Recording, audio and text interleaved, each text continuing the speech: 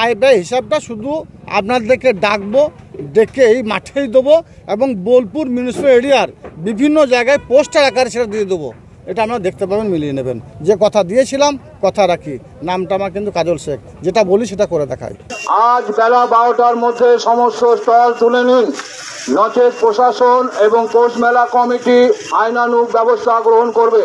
বিশ্বভারতীর মাঠে রাজ্য সরকারের উদ্যোগে যে 5 দিনের পৌষ মেলা করা হয়, 5 দিন পেরিয়ে যাওয়ার পর আজ বীরভূম জেলার সভাধিপতি কাজল শেখ ভাঙা মেলা পরিদর্শন করেন। তিনি মেলার দোকানদারদের উঠে যাওয়ার বার্তা দেন। তিনি সাংবাদিকদের বলেন, আমি খাবো না আর খেতেও দেব না। মেলা শুরু হওয়া থেকে শেষ পর্যন্ত সমস্ত খরচের আয় ও ব্যয় বোলপুর শহর জুড়ে পোস্টার লাগিয়ে জানিয়ে দেওয়া হবে।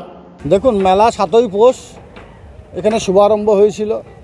সোনার বাংলা মুখ্যমন্ত্রী মমতা বন্দ্যোপাধ্যায় দূরাভাষের মধ্য দিয়ে মেলার শুভ উদ্বোধন করেছিলেন এবং গতকাল রাত 10টার সময় আমরা জেলা প্রশাসনের পক্ষ থেকে আমরা বিভিন্ন জায়গায় পোস্টারের মাধ্যমে জানিয়ে দিয়েছিলাম স্টল যারা বিক্রেতা ছিল তাদেরকে উঠে যেতে হবে।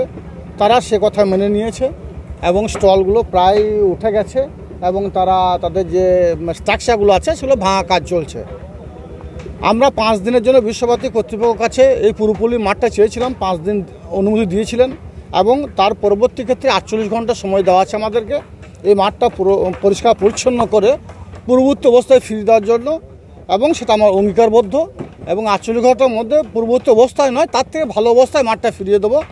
সেজন্য এই যে বিশ্বভারতী সংলগ্ন এরিয়ায় যেসব ক্ষুদ্র ব্যবসায়ী থেকে শুরু করে হোটেল ব্যবসায়ী যারা আছে, যাদের মাথায় হাত পড়ে গিয়েছিল, অর্থনৈতিকভাবে তাদের পরিকাঠামো ভেঙে পড়েছিল, সোনার বাংলা মুখ্যমন্ত্রী মমতা বন্দ্যোপাধ্যায় ঐকান্তিক প্রচেষ্টা এবং উদ্যোগে এবং বীরভূম জেলা প্রশাসনের সহায়তায় এবং বোলপুর মিউনিসিপ্যালিটির সহায়তায় এই মেলাটা যে পুনরায় অনুষ্ঠিত হলো, তার জন্য সোনার বাংলা মুখ্যমন্ত্রী নতমস্তকে প্রণাম জানাই আজকের এই পুরপল্লী মাঠ থেকে।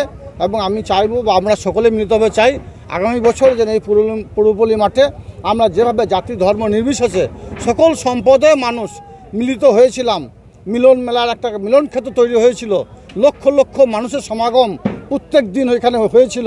বিগত দিনে এই পুরপল্লী মাঠে মেলা যুগ যুগ ধরে হয়ে আসছে, সব রেকর্ডকে ছাপিয়ে গেছে। এভাবে যেন আগামী দিনে আমরা মেলা এখানে অনুষ্ঠিত করতে পারি। সঙ্গে সঙ্গে সোনার বাংলা মুখ্যমন্ত্রী মমতা বন্দ্যোপাধ্যায়ের কাছে আরেকটা অনুরোধ রাখবো, বোলপুর সারাউন্ডিং এরিয়ার যেসব ব্যবসায়ীরা আছে তারা এই পৌষ উৎসব আর 2 হচ্ছে বসন্ত উৎসব, এই দুটো কেন্দ্র করে তাদের ব্যবসা পরিকাঠামোগুলো চলে, ঘর সংসারে যেসব আর্থিক ব্যাপারগুলো অনটনের দিক থেকে তারা সুখ স্বাচ্ছন্দ্যের মধ্যে তারা থাকে, সেই অর্থনৈতিক পরিকাঠামোকে আরও উন্নত করার জন্য যেন বসন্ত উৎসবটা করতে পারি, এটাই সোনার বাংলা মুখ্যমন্ত্রীর কাছে আমাদের করজোড়ে আবেদন। এই মেলার আয় ব্যয়ের হিসেবটা নিয়ে কী বলবেন? দেখুন, ব্যাপারটা হচ্ছে 4 মাস অতিবাহিত হয়ে গেল। বীরভূম জেলা পরিষদের সভাধিপতি আসনে সোনার বাংলা মুখ্যমন্ত্রী অভিষেক বন্দ্যোপাধ্যায় আমাকে বসিয়েছেন। যেদিন দায়িত্ব নিই সেদিন আমি বলেছিলাম যে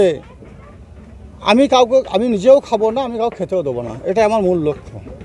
এই মাঠেও কিন্তু বলেছিলাম, আপনারা দেখতে পেয়েছেন এই পুরপল্লী মাঠে বিগত দিনে মেলা হয়েছে, সে মেলা তো অনেক ঘটনা ঘটেছে, সে বিষয় নিয়ে আমি দৃষ্টি আকর্ষণ করতে চাইছি না। কিন্তু এবছর যেহেতু সোনার বাংলা মুখ্যমন্ত্রী মমতা বন্দ্যোপাধ্যায় স্বয়ং দায়িত্ব ছিলেন এবং তার নির্দেশেই মেলাটা হয়েছে, একটা মাতাল পর্যন্ত মেলা মাঠে ছিল না। সুতরাং মেলাটা আমরা করে দেখিয়েছি। বোলপুর মিউনিসিপ্যালিটিকে ধন্যবাদ জানাই বিশ্বভারতী কর্তৃপক্ষকে ধন্যবাদ জানাই, বীরভূম জেলা পুলিশ প্রশাসন সহ বাংলার বিভিন্ন প্রান্ত থেকে যেসব পুলিশ প্রশাসন এখানে এসেছিল এবং মেলাটাকে সাফল্যমণ্ডিত করেছে তাদেরকে ধন্যবাদ জানাই। সঙ্গে সঙ্গে লক্ষাধিক মানুষের যে জনসমাগম হয়েছে, আমার ইয়াং জেনারেশন ভাইরা তারা সুষ্ঠুভাবে আমার যেসব বিভিন্ন গ্রাম থেকে দেশান্তর থেকে মায়েরা বোনেরা এসে তাদের মেলা দেখার সুযোগ করে দিয়েছে, তাদেরকে ধন্যবাদ জানাই। সঙ্গে সঙ্গে হিসাবের যে ব্যাপারটা আয়টা আমাদের কাছে চলে এসেছে। আয়টা কোনো পাবলিক হাতে ছিল না, আমাদের এসডিও সাহেবের অফিস থেকে কিছু সরকারি আধিকারিকের হাতেই টোটাল আয়টা আছে এবং ব্যয়টা একদিনে হবে না, কারণ ইলেকট্রিসিটি ডিপার্টমেন্টে তাদের ইলেকট্রিকের বিল আসবে, তারপর তাদের বিল দিতে পাবো।